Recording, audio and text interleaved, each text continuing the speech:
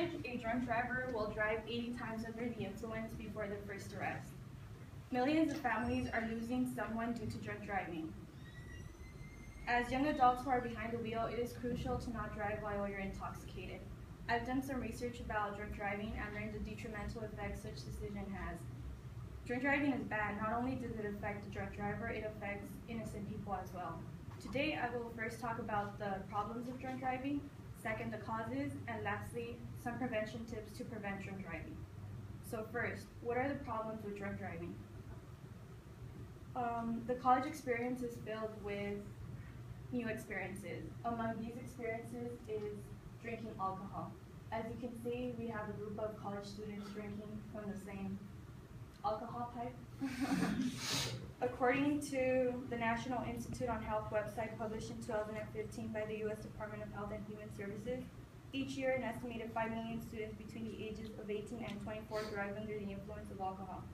The problem is that underage students are driving with alcohol in their system, and also millions of Americans.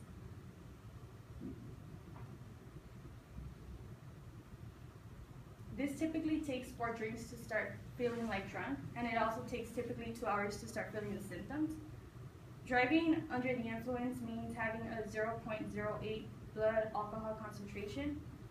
The problem is that some people assume that these 4 drinks are not going to affect them at all, so they decide to drink. Many people claim they are professional drivers, so if they get on the road, nothing's gonna happen to them. People claim that they've done it a lot of times, nothing has happened.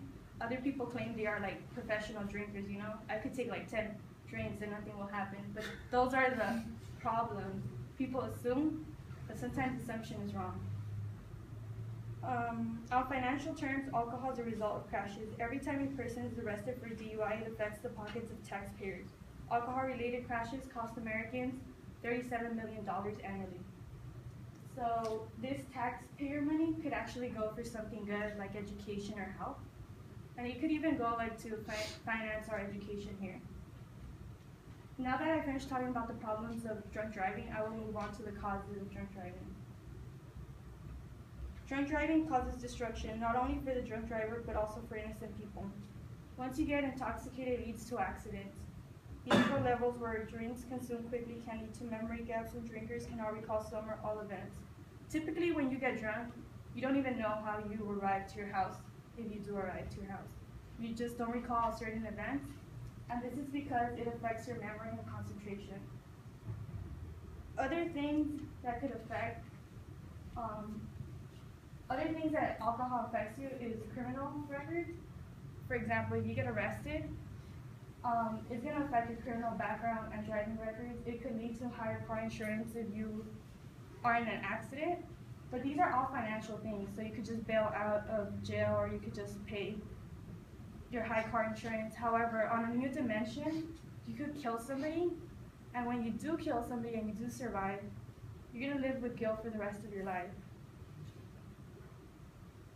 Drunk driving can destroy the lives of others. According to 17 magazine published in 2010 by Ashley Mathieu, an international editor and writer, she says that Chelsea's life changed forever. She was a dancer before. She didn't drink, but she did go with Aaron, the driver. He was intoxicated and she had an injury, which left her paralyzed forever. And she says,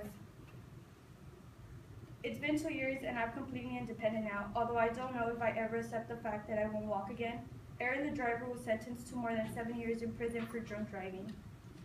So not only does it affect the person directly, it also affects the person who injured the person. So you could have faced some jail time when you could actually just think wisely and choose a taxi to take you home. Now that I finished talking about the causes of drunk driving, I will move on to some solutions to prevent drunk driving. If you are driving, please don't drive. You are endangering the safety of others. A possible solution is to find a sober person who could take you home. So you just give them the keys and they'll take you. According to the 1998 Preventing Drunk Driving by Elsie Shore and Joseph Ferrari, both PhD professors of psychology, designated drivers are individuals within a group of alcohol consumers who abstain from alcohol during a particular drinking occasion. So you basically just give the keys to the person and he or she will take you home without the need to turn on the car and leave.